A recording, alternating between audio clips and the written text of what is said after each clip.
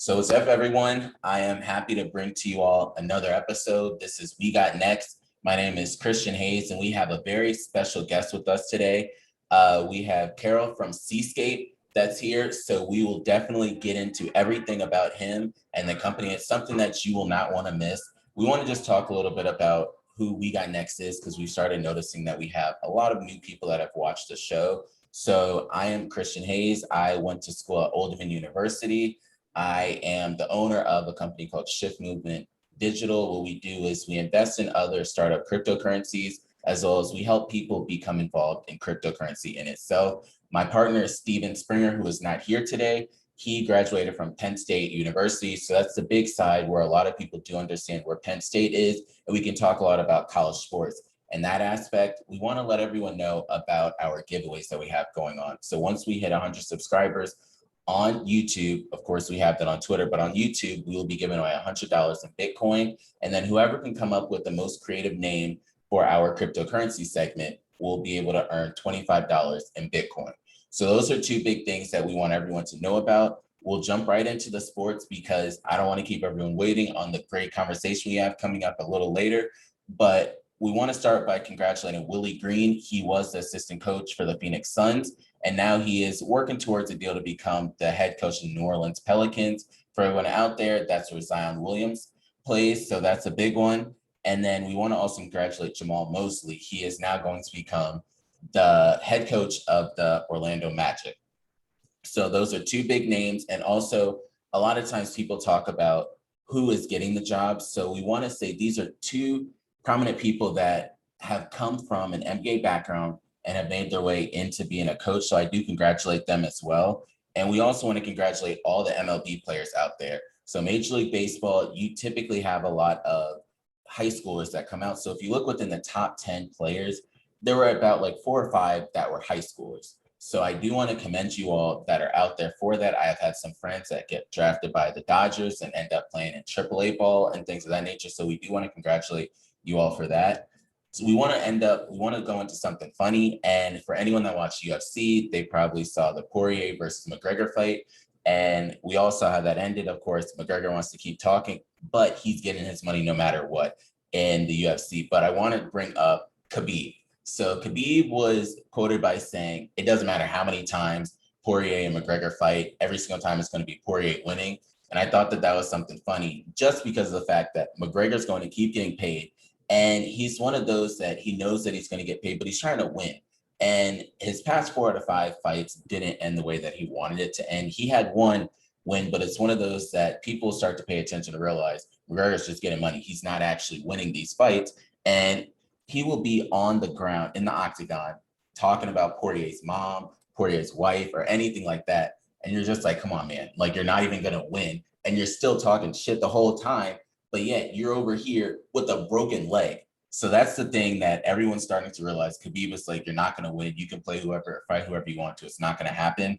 We want to also give a congratulations to all of the college athletes out there. A big thing in America was the college athletes were not getting paid. And now they're going to be able to get paid off their likeness. So off their name, they will be able to sign different sponsorship and endorsement deals, which is a huge thing.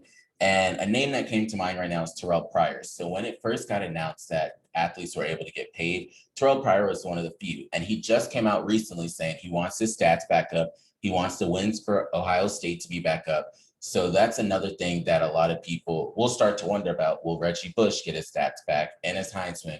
Will Terrell Pryor and the rest of the Ohio State Buckeyes that were getting paid get their stats back? The people at Georgia and so on and so forth. There's so many athletes back in the day that got paid, and a lot of them came from lower income housing. So they were not able to have money just like other individuals might have had. So I want to say that a lot of these athletes should get their stats back. For starters, free Reggie Bush. He needs his Heisman back. That's a huge thing that you're taking away from the man.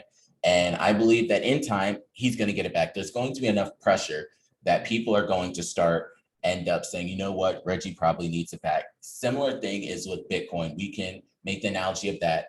In the beginning, everyone was not saying, oh, Bitcoin's amazing. They were saying Bitcoin's a scam. Bitcoin is not going to make it anywhere. I don't know why you're invested in Bitcoin. But it started to continue to push and push and push. And you have people like Elon Musk, Michael Saylor. Then you have countries that are starting to become invested in Bitcoin. And now people are like, oh, you know what? We should get invested in Bitcoin. And you just have to keep pushing. It's not something that necessarily is wrong. It's something that they want to control. And the higher ups do not want everybody to have exposure to something that is a generational asset that not everybody necessarily they want people involved in. It's something that just because governments and everyone don't know as much about, they don't want either middle class or working class or lower income to get involved in that when they're just using a scare tactic. So same thing with college. These athletes, they don't want them paid. Why? Because they want to profit billions of dollars off of them. When it is time for college athletes to get their money and be able to get paid, don't just give them the scholarship when half the time it's not worth that much because schools make so much money. But ended on that tangent, I want to go into Paraguay, and they just pay attention to them because tomorrow, July 14th, for everyone that watches this, July 14th, they will be trying to present a bill to their politicians about Bitcoin and illegal tender there. So just stay aware of that one because I'm hoping that it ends the same way El Salvador did, and you'll start to see other Latin American countries and other countries around the world end up passing it or even start to look at it. You'll notice certain European nations are doing the same thing. So just end up noticing and watching what's going to happen with that. A lot of times they're not necessarily saying that they're going to pass it. They're saying, oh, we're not going to ban it. We'll just monitor it. So that's a key words that you need to keep understanding. If they're not denying it, they're probably looking at it behind the scenes or talking to a lot of their risk assessment individuals that are able to give them more understanding and information on Bitcoin. Another thing we want to just talk about, because the game will happen on Wednesday, July 15th, July 14th, my apologies, are the Bucks and the Suns. So everyone that has been watching this channel knows that I have been a huge fan of CP3 and then Devin Booker and the Suns. They lost game 3, which is not a huge deal. They're testing each other out. So if anyone saw the beginning of the year within the basketball NBA year, they only were split by 2 points. So they played twice. And if you added up the total points, it was only a difference of 2 points. So the Suns got the 2 at home. The Bucks got the first one, game 3, and they're home. So game 4 is the telltale one that we'll end up seeing out. You'll get your thoughts from Steven next time we're on, but Steven has them winning, the Bucks winning. I have the Suns winning, and just stay tuned for that. Another thing we want to jump into talking about the NBA are Team USA. So Team USA has lost the past 2 games. They lost to Australia and they lost to Nigeria. I'm not overly concerned about the 2 losses they have. Reason being, they don't have Devin Booker, they don't have Chris Middleton, they don't have Drew Holiday. They also are all learning to play together. They don't have any rim protectors either. All they have is Draymond as a more so big man. They have Bam Adebayo, but he's not necessarily going to be that rim protector that you're looking for in the sense of back in the day, Andre Drummond, when you had DeMarcus Cousins out there, or when you had Big Ben Wallace. Those are rim protectors in that sense. And they don't have that right now. So they're looking for other ways to play because they have a lot of ISO players. Whereas if you look at other countries around the world, and if you look at any sport, they use fundamentals. A lot of times in America, we want to use just our raw skill and not use a team game. And that's really what always kills us. You have to play a team game. Look at when they play France. Look at if they play England, or if they play any team. It can be a country team or a club team. They use fundamentals and they play 5-on-5. Whereas right now, a lot of times in the NBA, you all Americans, you all want to play ISO basketball. That's not going to happen. That's not going to get you far.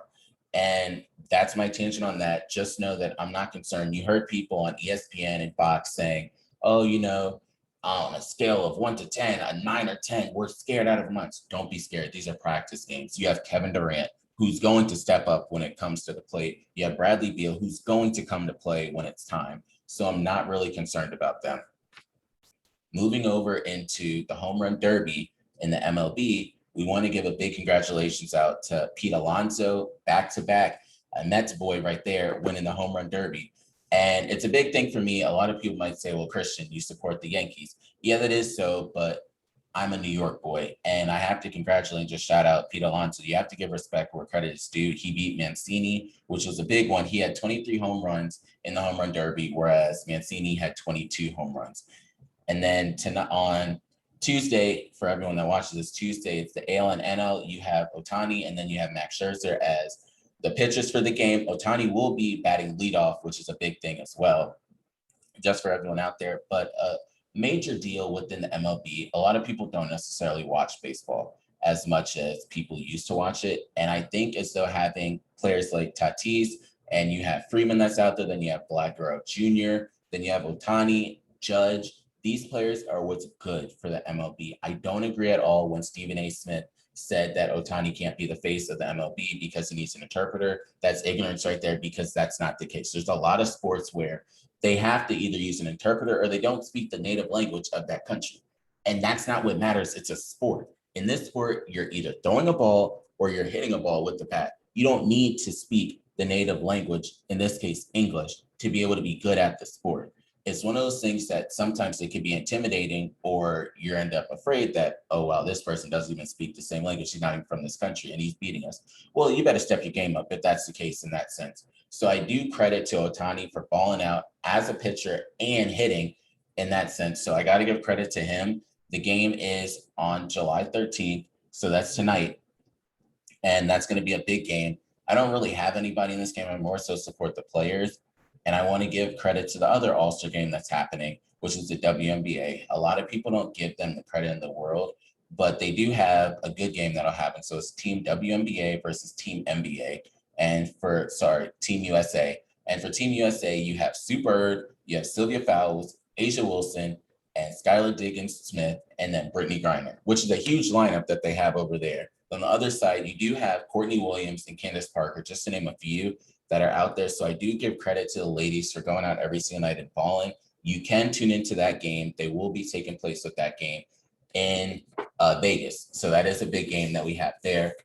But what I do want to let everyone know is, just as a reminder, talking about sports and college sports, Steven and I typically wear different significant shirts. So sometimes we might wear college sports, sometimes we might wear NBA or other professional sports jerseys, or sometimes even I'll wear cryptocurrency stuff. So you've seen me in the Bitcoin Bull shirt before, you've seen me in hats of different cryptos and stuff. But today I wanted to just represent and shout out to ODU. So this is the Old Dominion University shirt. Justin Verlander is the shirt number. If anyone out there that pays attention to baseball, he played for the Detroit Tigers and the Houston Astros.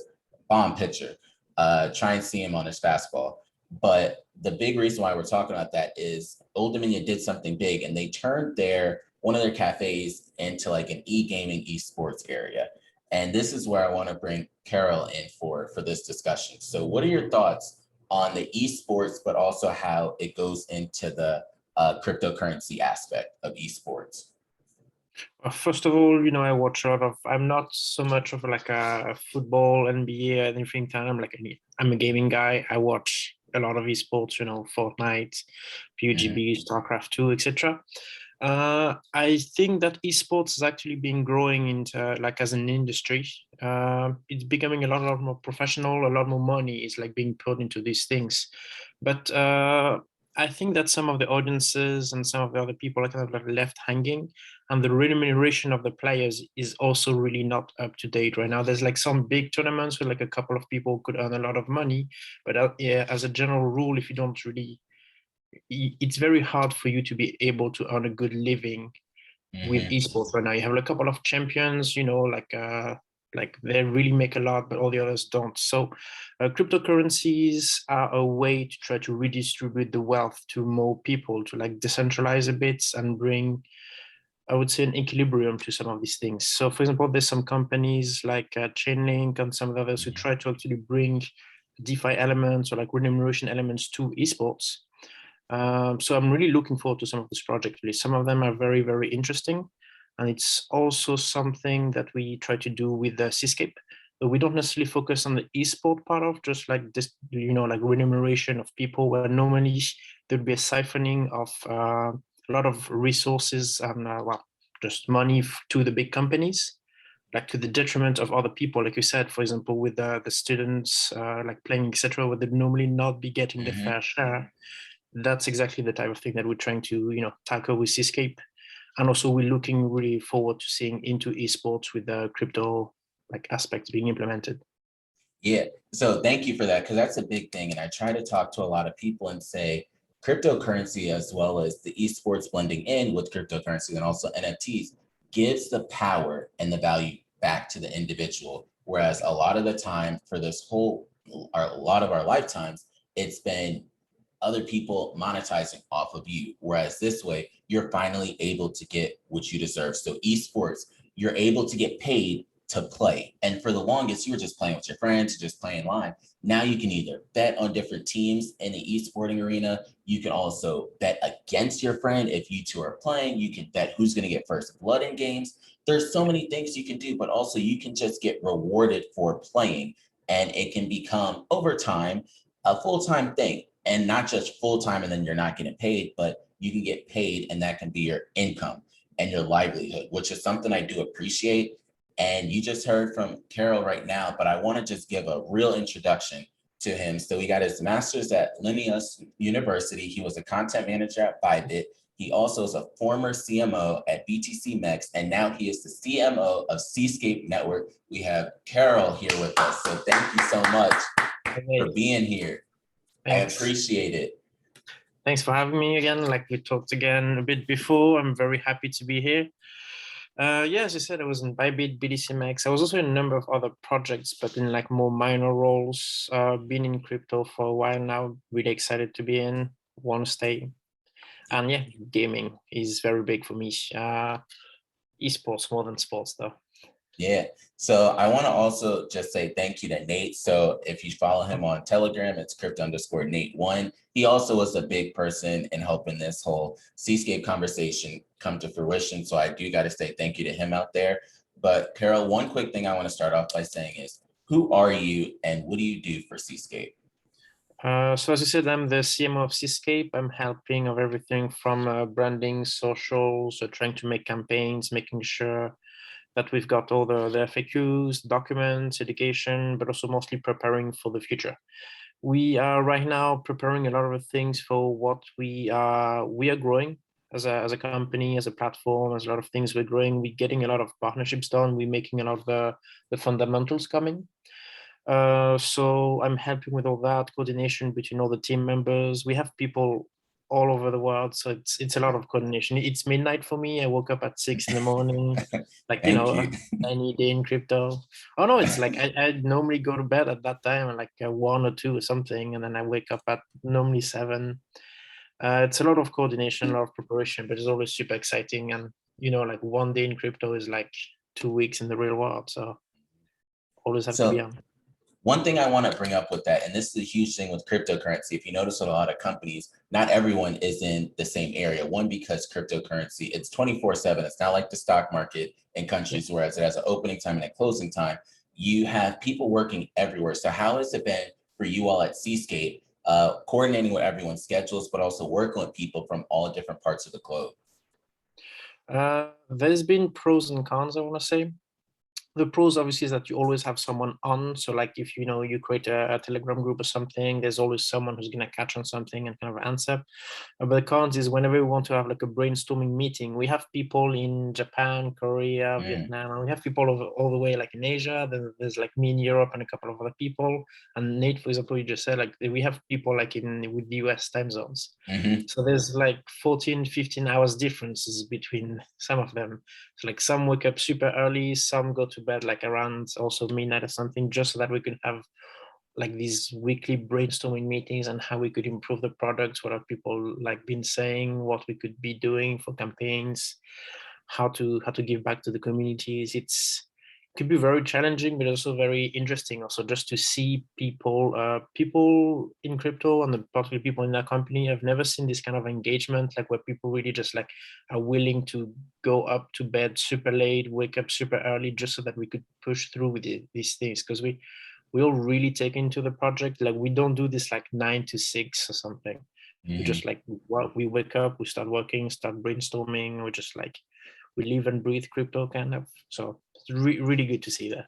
Yeah, that's a big thing. And when Steve and I are typically on, for everyone out there, Steven says the exact same thing. So we made it sports and cryptocurrency, but a big thing that Steven started to realize is the community that is a part of cryptocurrency is so friendly and engaging, and everyone wants to learn and understand more. Whereas in the sports world, you have your jerks, you have your people that want to be know-it-alls and stuff. But in cryptocurrency, people want to educate others, teach them about other things. but they're so willing to help. You see so many content managers out there, and then you see so many community managers out there that want to be a part of companies, whether it's in a free place or even if they're getting paid a little bit for it. They want to help and help educate people and keep the community engagement up. So that is a big thing that I do agree with you on. Something I asked everybody, and I want to get your thoughts on it. So when did you first get involved in cryptocurrency, and what would you say is your first cryptocurrency?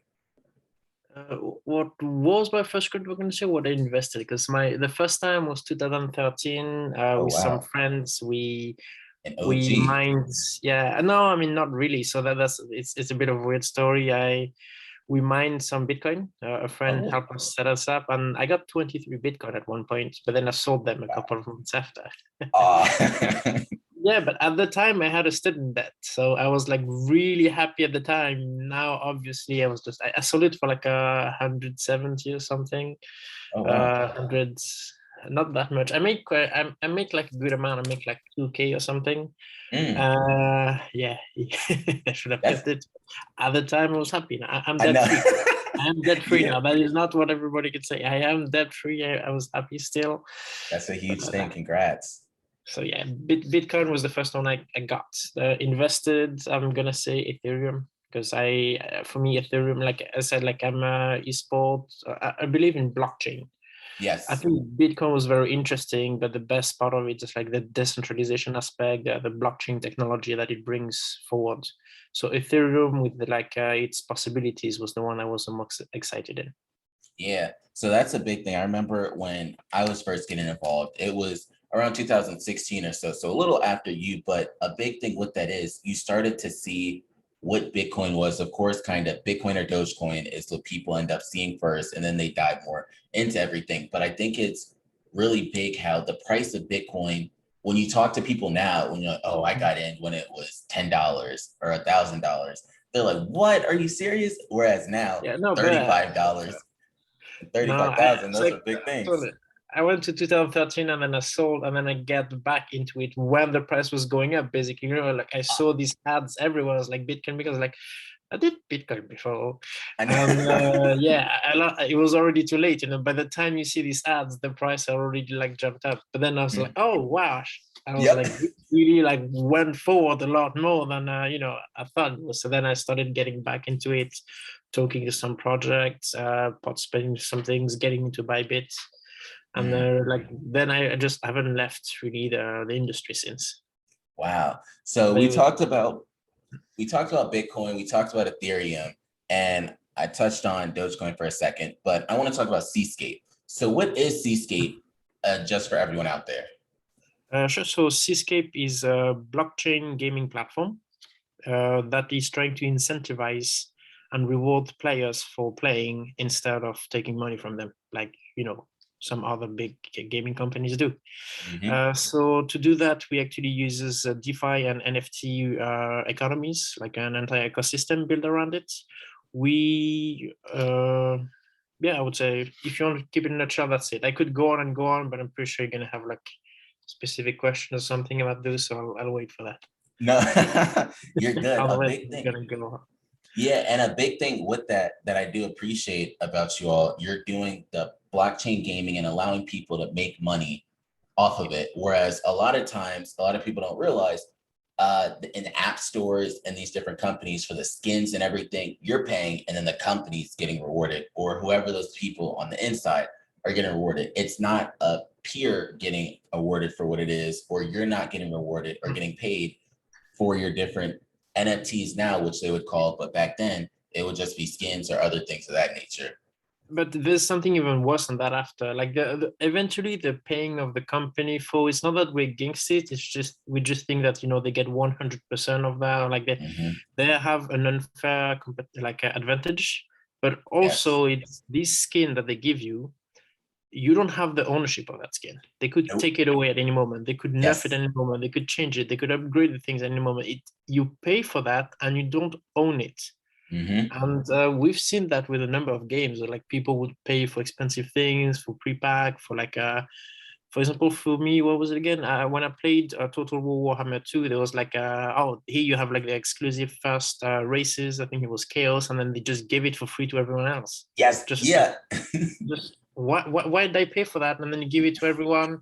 Because there was there was no rarity after with NFT, rarity, provability, ownership, like all of that. These companies, they do. I do understand that they did for marketing, fairness, something, but then just we lost basically this thing that we paid for. We were supposed to be getting it, especially, and then everybody got it. It's just, giving away sounds nice. It's just the fact that they took away the specialty from it, and some others sometimes they would just nerf something or just completely delete it, and that does not make sense. We generally, I'm not gonna say we're against microtransactions because for us we are a DeFi game, so there's literally transactions at like every point in time because it's a blockchain. But the microtransactions are geared towards the companies, not even the companies. I would say the big publishers. The big publishers have all the power to do anything that they want. They try to just increase the amount for the shareholders, and that generally does not bode well for how the gaming ecosystem, for the quality of your games and so on, and for the players. Just not good. Yeah, and that's a huge thing that you brought that up in terms of, I think about any type of marketing, whereas one person will be the one paying, and then they'll do giveaways and stuff. So even let's just use numbers like $5. You paid $5 for this, but they're giving it away to everyone for free. Why did they have to profit off of you, but everybody else, they just gave it away for free? Then also now with the NFTs and the rarity of it, it'll be a big thing if you got 1 of 100 or 5 of 100. There's a point to it. Instead of just giving everything away, then it holds value. So what you're doing in the games will hold value. Even if it's a trading card or something, it holds a value now. And you'll want to end up holding on to it for a longer term. Then you can end up passing it down even if you want to, or giving it to other people. But something in terms of Seascape that I did want to bring up is, when was it created and how did the concept of Seascape even come about? So why we did that is, so just before I joined with Bybit, I was in the gaming industry. Though I was interested into blockchain and all, I actually had a colleague, the CEO of Seascape, David, who actually started this company called Blocklord. He made like a grand medieval strategy game with NFT elements, and it was like just right after the bear market. As I said, it was already like past. I saw when it was going up, but then it was already too high. I didn't think, and I was right. It wouldn't have gone further much. So he started this gaming, and basically the way they went is that just they released the game, they did it, they released on the platform, and then there was they had they win prizes, they won grand competitions, they always won generally like first, second prize, etc., to be integrated into a blockchain. And then they moved on to the next one, to another blockchain where they would also release, get people interested, get NFTs, player, user base, etc. Win prizes because it was a really good game for for the blockchain gaming. Win some prizes, go on to the next one, and they went on and on for 3 whole years, just winning prizes, getting some money, winning prizes, getting some money. But then they saw that it actually is really hard to move on to. It's really not developer friendly to move on to a whole new blockchain, or even just to develop the smart contracts to do just on one blockchain. So we really wanted to have something, blockchain gaming, we think is the future. Is something that is finally going to try to solve some of these issues that we've been seeing in the traditional gaming thing. But it's not practical, it's really not, I just want to say beginner friendly for the developers that don't know how to do the whole blockchain thing. It's really hard for them to come on board, to come to new blockchain, etc. That's just how Seascape came to be. So let's try to help game developers be coming onto blockchain, have them to tokenize, add NFTs, add DeFi elements, add the entire blockchain and decentralization aspects. We handle these parts, the smart contracts, all that thing. We've done it before. Let's get some people on board because we really want to see the whole ecosystem grow. That's why also we don't look at other blockchain gaming things as competitors. We just see them as potential partners. We want to further the blockchain gaming industry. First of all, we are a platform. We're not developers ourselves. We partner with others, so all of them could just literally come onto Seascape.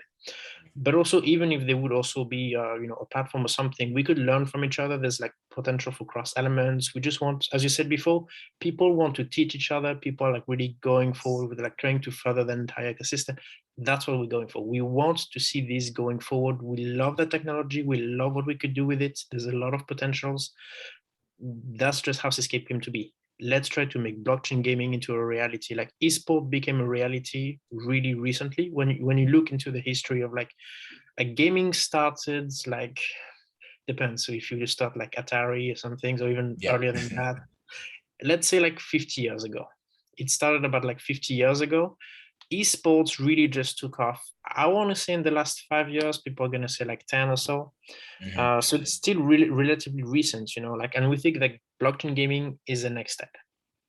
So, and it started we launched the platform on February 1st, but the company started like in October or something. Wow. So something I wanted to bring up that you said, and with cryptocurrency as well as the blockchain gaming, it's a unification thing, and not too many sectors or an environment do you want to help other people. A lot of times they look at individuals as competitors, and that's not how it should be. You should want to unify. So many times in other corporations and things of that nature, they want to be monopolies or oligopolies, and that's not what it needs to be. We need to unite in certain sectors to help the whole space grow, help NFTs grow, help esports grow, help utility cases grow for different companies. And that's what I really do appreciate about what you said, because not a lot of companies in other segments would say what you just said. So that's something I genuinely appreciate, and something I want for everyone to understand. And it might be basic for some people, but what are NFTs, and what would you give an example in the gaming world of an NFT? Sure. So NFT means non-fungible token.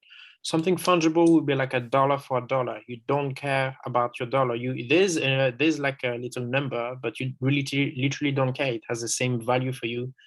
It cannot be. It can be changed, no problem. But imagine you got a mug from your grandma, like it's a treasured mug that she gave you for your birthday or something, and then somebody else gave you the exact same mug. It's not the same for you. It is from your grandma. There's something unique to it. It might have some cracks. It might have some things you wrote on it. It would just be the one from your grandma. So that is non-fungible tokens. Even though two things might look the same, they are unique in that they cannot be interchanged. So whenever when you create an NFT, we say you mint it. It has a unique, then it is added onto the blockchain. It has a unique ID. It has provability, rarity, etc. Which is why we could, for example, do a lot of people using for art pieces, like a very famous artist mints an art piece. Why can't someone just use that image and mint it again? Well, they could, but then, it's not from that artist. And now we could see that onto the blockchain. So same thing as I said with the mug. Now to go back to gaming, as I said before, imagine you buy something from the company, they can take it away at any moment. They can nerf it, they can change it. Once you mint something onto the blockchain, you cannot change it. You can send it to someone, you could sell it, you could destroy it if you want, send it to 0.00000. But people do that sometimes. And we're like, okay, sure, if you want, destroy your NFTs. Why not? But sorry, that was a tangent. To go back to the example, could be just like an equipment. Imagine there's like a legendary equipment. I don't know, there's like you kill Deathwing on Warcraft and you get like Deathwing sword or something. There'd only 100 of them. The company, everybody could see that there would only be 100 of them, and the company should not create more. If they create more, then it would just be visible. There's a certain rarity, and also once you own that sword, they can't take it away. The company can't nerf it, can't take it, can't move it, can't do anything with it. You have it, you own it. That's it. That's your power. You get the ownership back to what you paid for or you played for.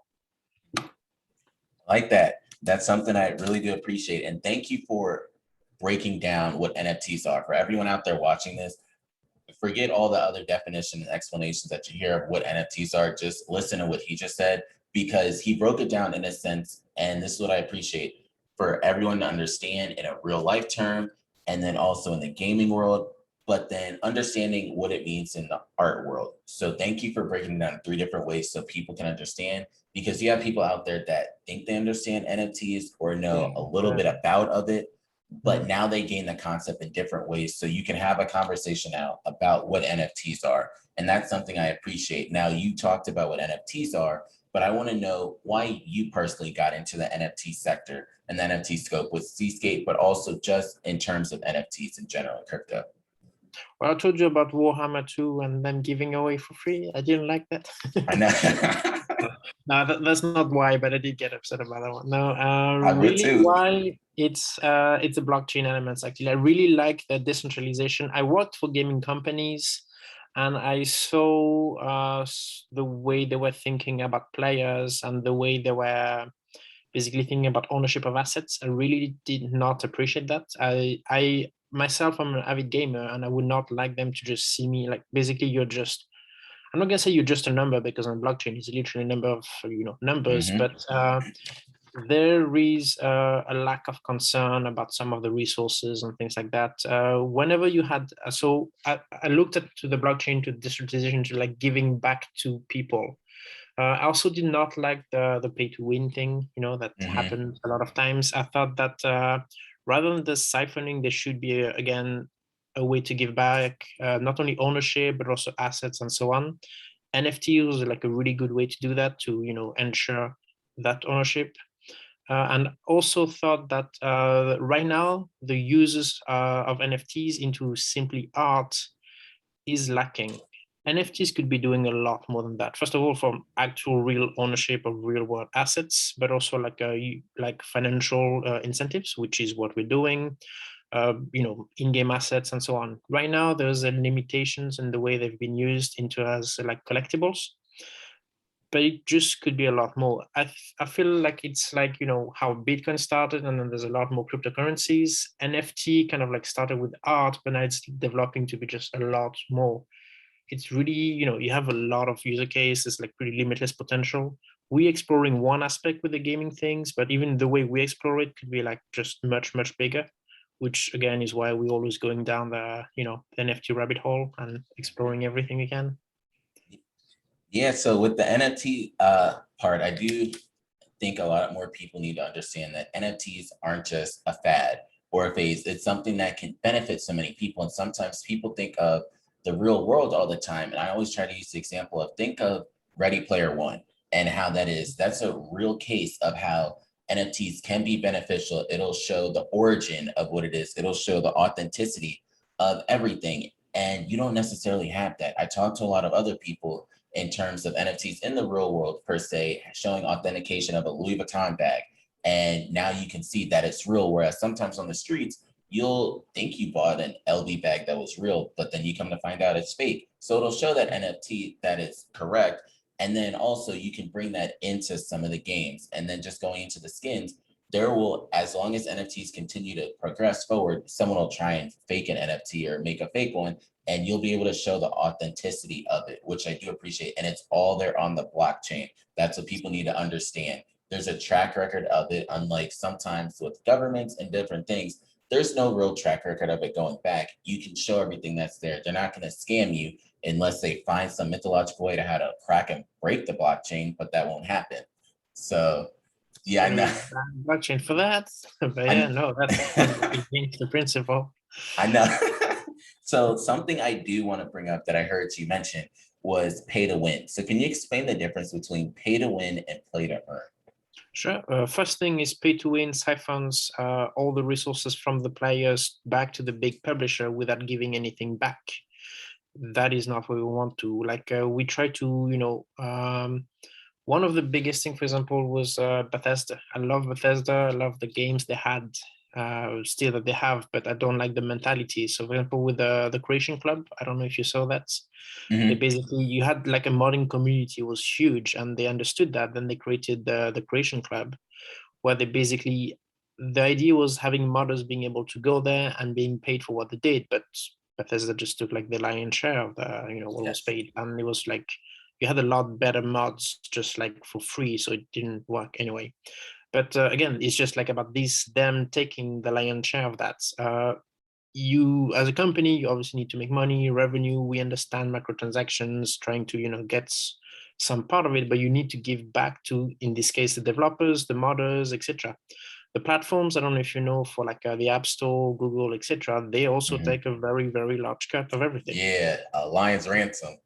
Yeah, no, it's always like we see that, and like basically whenever there's a monopoly, there's generally like increasing prices, which also we think why like a healthy competition between us and others is always good, not only for not only for that, but also just for brainstorming of ideas. Though we want to be number one, but because we deserve it, not because we're just the only one.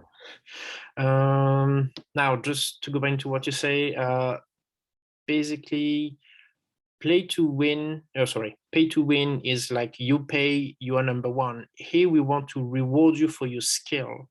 You could still like pay to try to get an advantage, but normally we're trying to turn this around. Like the best players would be getting resources instead of having to put resources to become the best.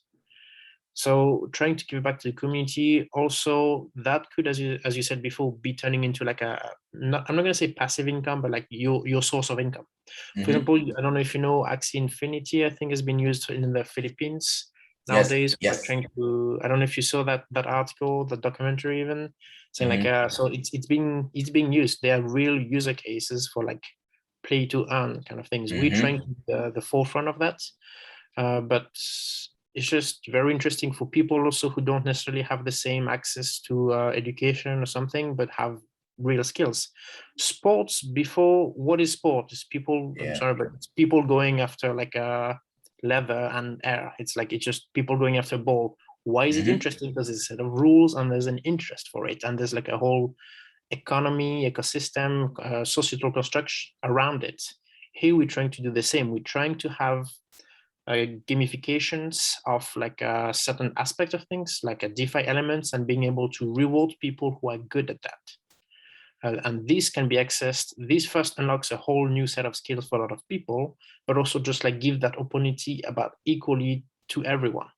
Or before, as I said, it was like the champions in esports. The biggest problem for me is like it's discontinuous earnings. You earn 1 million if you're the champion, and then nearly nothing if you're not. It's just, this is not really something we go for. And again, even there's just like for the pro players, we want to give back to every single user. You come onto the platform, you play, you're gonna get something, you get incentivized, you're gonna get rewards. You're not gonna be just like left out with like a hole in your pocket. Like, because I've been into gaming and I've seen some of the amounts that some of the players were paying, like a lot. I mean, I'm not saying like $10, I'm saying like No, a they lot pay of a money. lot. They Yes. pay a lot, and we're just like, while it's good, they get something out of it. They get entertainment and they get like a sense of accomplishments. But at the end of the day, the company could take all of that away, and also there's some really, really good players who are left in the dust because of that pay-to-win system, and who were not getting anything back. They were just getting frustrated out of it. Here, they could actually be rewarded for the skill. So that's the thing. It's just like giving back ownership, rewarding, incentivizing people to actually try to earn, and these from every single part of the ecosystem, from like the users, the players, developers, the modders, and the publishers, and then hopefully us. We're still trying to run. So I like that you just brought that up, especially with the pay to win, because I remember growing up with my brothers, we would always play different games, and you would of course have the people that paid so much money, hundreds, thousands of dollars, and they're winning. Meanwhile, our parents are like, we're not necessarily going to pay all that money for you to just play the game. And now this is a way, whereas one, parents won't feel like they're wasting money because the kids or whoever is going to be earning money in the game, not just paying $100 so that they can play Fortnite or Roblox with their friends and just have the cool stuff, and then they're winning that way. It's also an equal playing field this way, whereas you're not paying $1,000 and you're beating little Jimmy just because you paid more money to be at a higher level. It's an equal playing field, and you can see who really is the better player in the games too that way. So I do really like that you brought that up, and I want to go into the CWS token for you all. Can you just explain the use case and explain what the CWS token is? Sure. So CWS token is the native token of Seascape. We use it right now for about all of our games. like you use them either as reward or as like way to pays into the game to try to do some of the action, like minting the NFTs and so on. It will later on also be used for backing. As I said, we are a platform.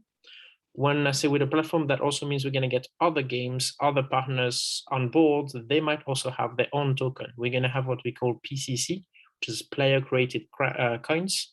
When we say player, we don't mean necessarily the user players. We mean the developers, the modders, like people going to make new games. Those would also then be backed by grounds. So that's why grounds is not only just like you don't just like trade it, sell like go long, go short, sell buy. You actually use it into all of our games to get NFTs, to get access to increase some of the power, some of the things. But you could also just use it as backing for other, other coins and so on that will come onto the platform. Thank you for that. So you talked about the end games with NFTs and things of that nature, and we kind of have stuck on the surface with certain aspects. I want to dive another layer deeper into the staking and lending and the leasing aspect of the NFTs and what Seascape is. Can you explain to people how people can profit off of it and what it is in the gaming area?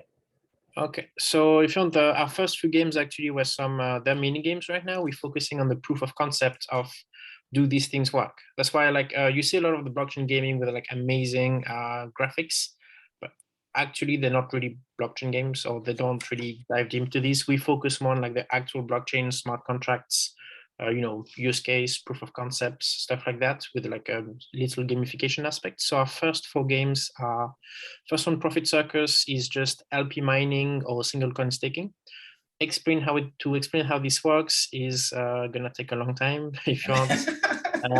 Basically, there's market makers on the exchanges, and now there's a new thing called AMM, automatic market maker. So when you buy something, when you sell something, this automatic market maker is just an algorithm, a program that's going to check the price and give you the best price. To do that, they need to have enough liquidity. If you want to buy Bitcoin with USDT, they will need to have enough Bitcoin to give you against your USDT. So they need liquidity. People like us, like you and me, anybody, just like put liquidity into these algorithms, and we get rewarded for that. We get rewarded by getting like a small percentage on the fees, but then also a lot of the projects that actually reward you by giving you coins. This is what we call farming. I'm going to the whole DeFi. I like this. So whenever you put coins into one of these pairs, like USDT, BTC, generally 50-50 of both coins, you need both. You get given LP tokens, liquidity pool tokens. Then you put those into a farm, and then you get rewarded for that. This is LP mining, or farming if you want. Then you have single coin staking, where you just like stake your coin, meaning like you put it in there, and that means you can't use it for anything else. Project like that, because then it means again, it's not going crazy everywhere. You also get rewarded for that. Our first game was that single coin staking and LP mining, meaning you put your coins, LP mining or something in there, you get rewarded. You get rewards, like it's real-time rewards. Like you don't have to wait 1 year to get like 0.5% interest.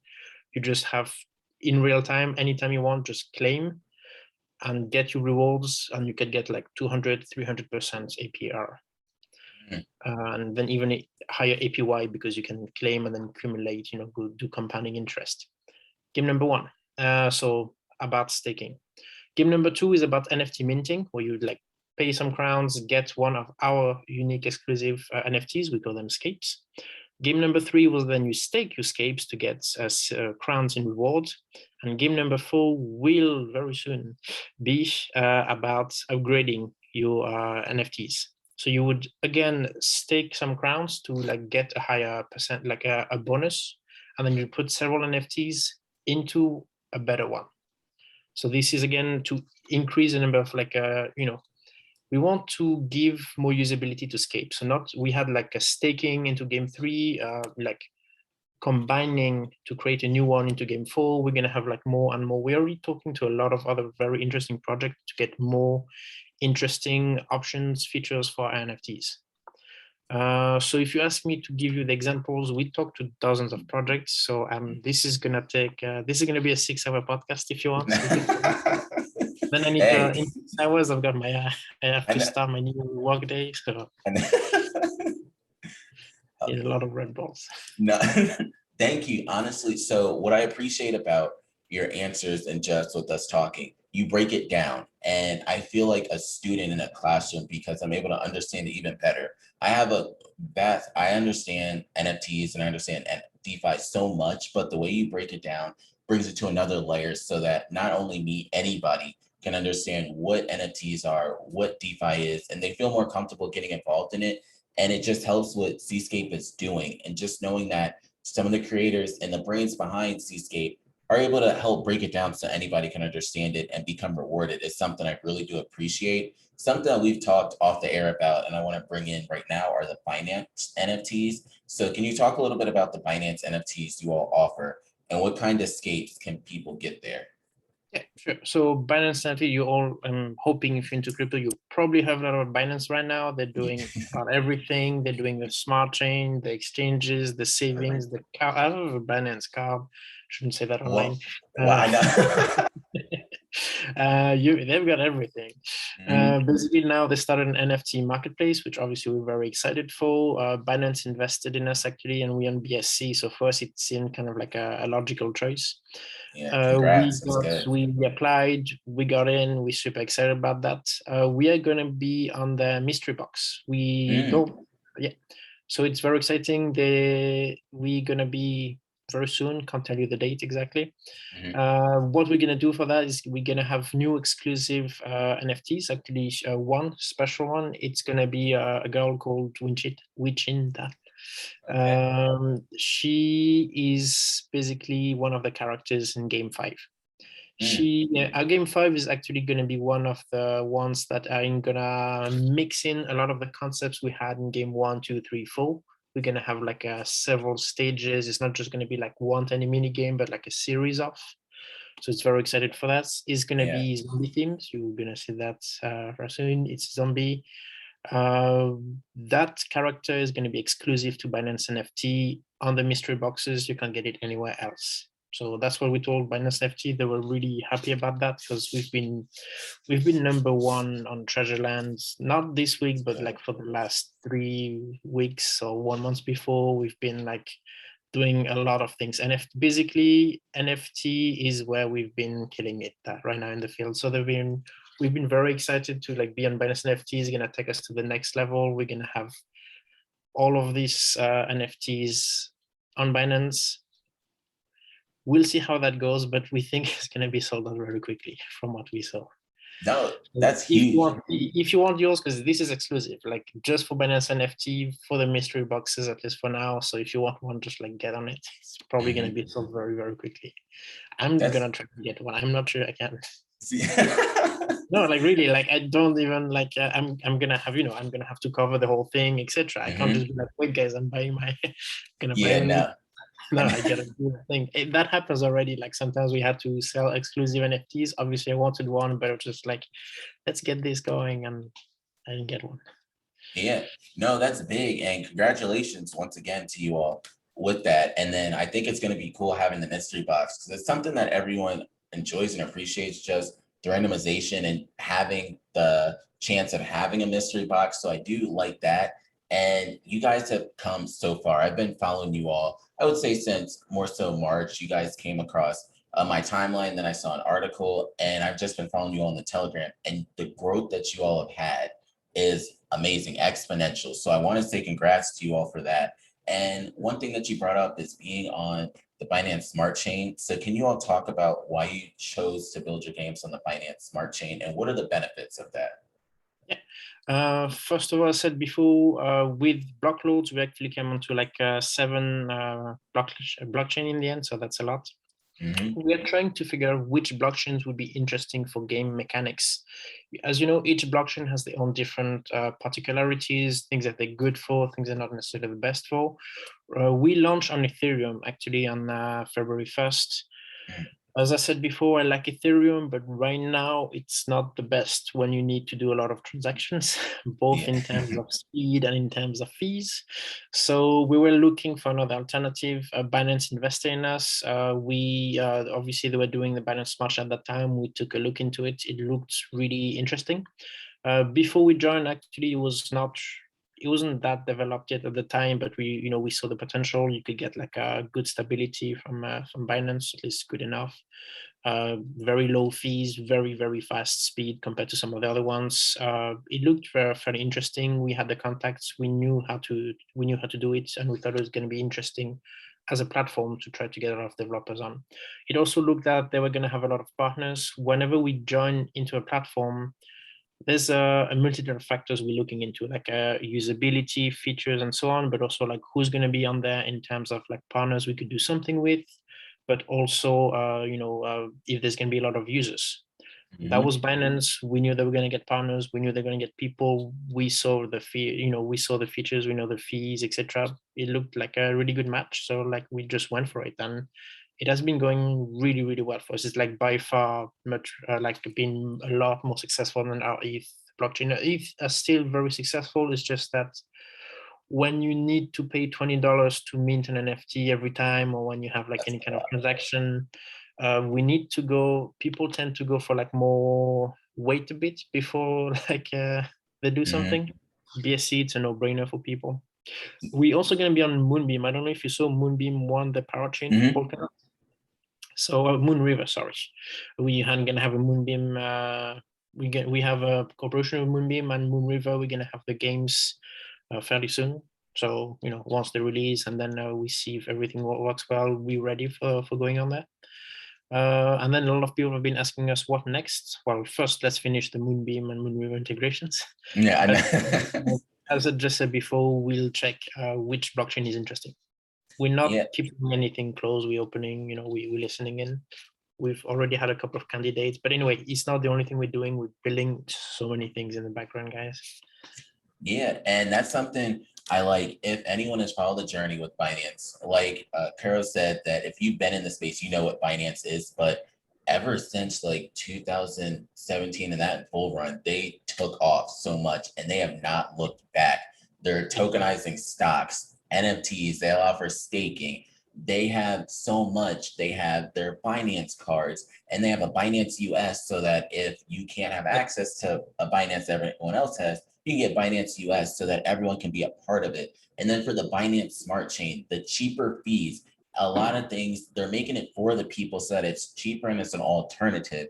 And like we were talking about earlier, it might seem as though it's competition, but they're helping every single chain step their game up so that everyone can make it to that next level. So that is a big thing that you all just said, and I do appreciate that. Something else I want to get into, and you mentioned it, you touched on it with Moonriver and Moonbeam, but we're basically halfway over with 2021. So congrats to everyone that made it out there through 2020 and 2021. But what all do you have to look forward to, and what all are you creating throughout the remainder of this year, and just looking forward for people?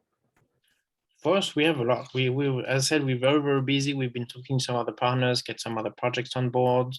First of all, we're not stopping with the games. We're going to have Game 4 very soon. You might already have it by the time this is on. So we'll see. We're going to have Game 5 already in the plan with the Binance NFT ones, 6, 7, 8. We're already working on those. So first of all, games. We are not stopping. We're platforms. In like 2 or 3 years, we should be getting dozens of games on board from our current partners and new ones. Obviously, we're trying to do more with NFTs. Our Game 4 is actually going to introduce a new, I'm going to say new metadata, but it's going to be like a new qualities. We have power generation, and the characters. We're going to have more things onto this. So try to get new game mechanics, basically. The next big thing for us is going to try to be the PCC thing I mentioned with so like new tokens, basically new games, new partners coming onto a platform. We're going to have an ideal launchpad. So that means that a lot of people are going to be able to, get some sweet allocations for the ideas. But we're going to get a lot more games with that. We're going to get, right now, we only had one partner, basically, we did everything with, because we know them, we know how they work, we've been working together for a long time, but we're getting a lot more people on board. So, help them with funding, with the ideas, help them to just get like kickstart into some of the projects, help them also to grow the communities. So a lot more games, a lot more things for our NFTs, a lot more partners. Later on, as you saw probably from WhatsApp, we're going to work on the SDKs so as to have like very quick integration into a lot of these game developers into the platform. There's a couple of things I can't mention yet. We basically, our motto at Seascape is under promise, overachieve. I Like we like that. don't say, yeah, we don't know, because a lot of the crypto people like, that, and then you Yes. have we waiting some of our partners for like 3 months for something now. Like if sometimes there's like nothing happening for us, it's because we're waiting for partners. We've always have something. But yeah, that's why I'm still not telling you the exact date for game 4. Yeah.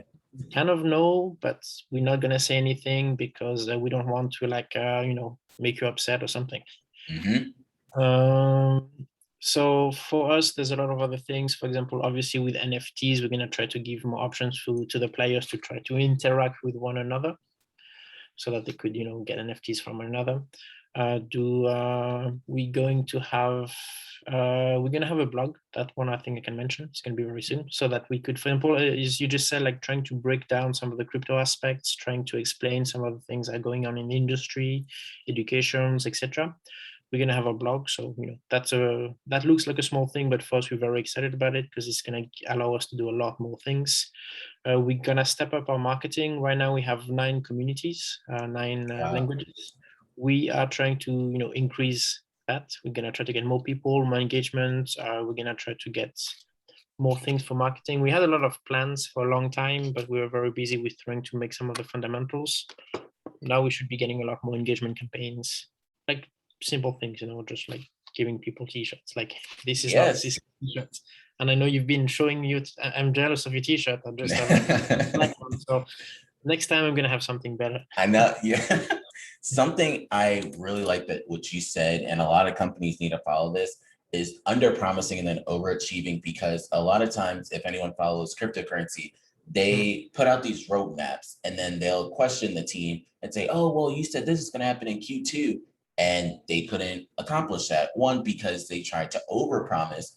And it also, you'll see it in the price, you'll see it in the beliefs within the company when they saw this on the roadmap, because it was speculating as this was going to happen. So I really do appreciate that about you all, because it's always better that way. And a lot of different people in general, not just companies, should follow that. Don't give away everything, because then people are going to expect all that. And then they're going to expect so much from you all moving forward. Whereas it gets them ready and excited every single time you all release something. And it instills more belief within the company. So that's something I really do appreciate about what you just said, not only as the company, but that, and all that you just articulated today is something I can thank you for. I want to talk about NFTs moving forward. Since we just talked about the future of Seascape, what do you think the future holds for NFTs? So in general, more like real world integration. I'm looking into like, as I said, real ownership of like actual assets, having actual, worldwide value. For example, I have a friend who's doing something with NFTs and gems, like diamonds, rubies, etc. So trying to like have NFTs with those, with art pieces, but like real art ones, with your house, with anything. I think there's a lot of potential in this. I've also seen things with, obviously for gaming, it could be your character, your equipment, your skill, it could be like a lot of these things. Who knows, maybe some other things with like identities or something, ways to prove who you are, your diploma, it could be an NFT. That'd That be would be interesting. cool. That'd be pretty cool. I'd be interested in having that also, because then you can't lose it, and Yes.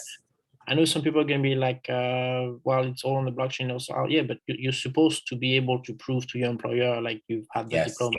It's going to basically give real, like more value to the real diploma holders to be able to have all these things. It could also be other things like, with your health or something, could be, I don't know, voting. I don't know if you saw like the last election had a lot of problem with the ballots and the provability of some of the votes. I'm not gonna continue to speculate on that, but when I saw that, also with the app, there was like one thing with like an app being tried into one of the state or something, and it'd be like a complete failure or something. I was just like, try with blockchain, at least, even if it stops all the votes that are in and you didn't lose them or something. So I think blockchain has a lot of, things you could use, NFTs in particular for, who knows, logistics. You mentioned like Louis Vuitton bag before. We Hmm. could actually start to like mainstream NFTs into everything from like a avocado. Was this, who made this avocado? Where was it from, etc. You could get an NFT for each single avocado. Obviously, if we do that, we need to have better blockchains, because people then are going to say like, oh, but Bitcoin is so polluting, etc. Yes, Bitcoin Yep. was not made to be ecological. It was not made to use blockchain. That just was a side, like lucky coincidence, I'll say, lucky accident, like a lot of inventions. Hmm. Um, but good blockchain could be streamlined to make NFTs into like, okay, I'm not gonna show you what I have here because it's just like snack food, etc. But let's say an avocado. Let's pretend I'm healthy. Where does Yeah. this avocado come from? Who made it? Fair, like the Yes. fair trades, the organic, all these things, provability, and I'm not gonna say ownership of the avocado because nobody's gonna steal it from you. Just like where it comes from, eventually who got what or something, where it went, and so on. So I just think, yeah, there's a lot of interesting potential. Why I got interested into NFTs is because it's just like it's reinventing the way we're looking into assets ownership, data ownership, transferability, like a lot of these things. Yeah. So I heard three things. Everything you said, I really like three things that stuck out to me: the identities, and then also with the college diplomas or any type of diploma, then universal profiles. The big one, and I have conversation with a friend of mine named Ethan Lorian on Twitter. He and I talk about resumes and stuff, having that on the blockchain or providing proof that you actually went there. And I think about it for anyone that's out there that's an NCAA basketball or March Madness fan. There was one coach, not going to give it away because I don't want him to get in trouble, but there was a coach that went to another school and he did really well in the tournament. Then they come to find out he didn't finish graduating actually from the University of Kentucky. So he didn't get the job that he was supposed to get because he was 6 credits shy. And this is something that you would be able to prove true or false if it were on the blockchain. You could see Coach S actually graduated from this school and it's on the blockchain. So I don't like when people try to hide certain things. If we're on the blockchain, it's just showing proof and giving you more credibility that you went to that school and you graduated there. Something else would be cool, or like the universal profiles that you had touched on, being able to show it that way and validity. So I do think there are a lot of use cases within that. Gaming is going to be cool too, just in that aspect. And then the gems is a cool concept too. I've heard a lot of people mention that. And I really think the sky is the limit when it comes to NFTs. A lot of people they hear Top Shot, or you'll hear end up different things that they're doing in terms of moments, or in terms of what Tory Lanez is doing with some of his CDs with other companies. But it's so much deeper and can provide so much, and the unification that it can do and validity and authenticity of NFTs are amazing. So I'm glad that you touched on all that you did. So we have two more questions that we like to ask. And since Steven's not here, I'll ask this one. So we always ask everyone, why is Bitcoin and cryptocurrency just now gaining the awareness it's gaining, even though it's been around since 2009? I'm gonna say price. First of all, Mm-hmm. like people, when I talked to Bitcoin to people before, they were just like, "Oh, it's a bubble. It's not gonna stay. It's something. It's something." Now I think we've went through enough like ups and downs that people understand that it's there to stay. Is it perfect as a technology? No, it wasn't made to be a technology anyway. It was made to be like a peer-to-peer, like just like transfer of like assets. Uh, they were just thinking of that. It's just going to be a bubble, it's going to burst, it's going to something. It's just, I think it's been proven to that point now that it's just up and down, up and down, and down. Sure, but it's Mm-hmm. there to stay. And there's enough of the fundamentals built on top of the technology now that it's just solid enough. So I'm going to say that's price. And second, it's rather obscure for a lot of people. So I got my family interested, my father, Mm. I got my sisters who are on, etc. But to explain it to them, you told me like I break it down. Why? Because I had to do that so Yeah. many times. Mm-hmm. I'm pretty sure you've seen these memes before about like people talking about crypto and they just sound crazy or something. Yep. We like degens, we like crypto degens, DeFi degens. Like when people don't know about it, they don't understand it. I've been trying to get my girlfriend into it for a while. Now she got it, but like first she was just like, "Yeah, no, I'm tired. I'm gonna Mm-hmm. I'm gonna do like my market. She's also a marketer, so I'm gonna do my marketing things. I'm gonna do my things. Just no. So it can be very overwhelming. It's actually not that complicated when you look into it. It just sounds very foreign to a lot of people, and I think it's these foreign aspects that they cannot see the use cases. Now we start seeing the use cases with the NFTs, with all these things, but before it was just like a craze of like, oh, this is super cool technology. Then with all the SEOs, etc., in 2017, 95% of them were scams, just reinforce the idea that this wasn't going to stay, this is not achievable, or something like that. But you know what, like 95% was scam, sure, but the 5% that stayed then started building something, and this laid the foundation for the next bull run and all the other applications we have now. Now with the NFTs, with the DeFi also that started last year, there's just more and more use case, and people start to understand the actual practicability, like practical aspects or the things you could do with that. So it's not just a bubble of assets of like crazy people talking into a foreign language. It's actual understandable, like practical solutions that could be applied into a number of fields. It's you getting back some of the power that you were supposed to be getting, and it's there to stay. And now people start to understand that. I also think some people were kind of like you had two kind of people from the ones on top that were afraid of it. One were like nations who tried to try to get rid of it because they really hated the concept. They still don't like it, but now they understand. Well, I was gonna say something else, but it's like something else that now they're trying to legalize all over the states that they didn't like for a time. I'm not gonna say what, but now they understand that this thing is there to stay. People are gonna use it, and it's better for them to legalize these things and try to say this is how you use it, this is how you do some stuff like that. Like before in 1920 in the state, you had the, how do you call it again, where you couldn't drink. Oh, yes, I know what you're talking about. Yeah, we couldn't, and now they kind of like control this prohibition. For example, yeah, that. Yes. In Sweden, they have what they call Systembolaget, which is like a supermarket for alcohol. Is the only place where you can buy it. So like states, they like to control things. When they don't like something, don't. But now they're trying to understand that legalization of these things is better, and there's very good practical use cases for some of these things for the blockchain. So they're trying to foster that. So now there's support from the government where before there was hushing. Second, a lot of the hedge funds, a lot of these places, they kept like JP Morgan, all these things. They were like, this is the bubble. This is not going to stay. This is going to crash. This is going to crash. This is going to crash. All the time. They're buying in right now. Yes. They are buying in. Right now, even like for a couple of months now, they've been buying in. That's how we got to these crazy prices.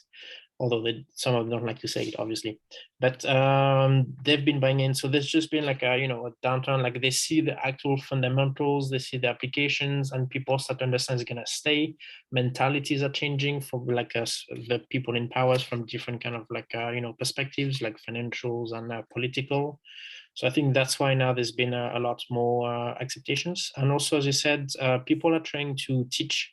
So when you teach someone, then you continue to teach, but that person can teach another one and another one, and it's like a domino effect. And now there's enough people.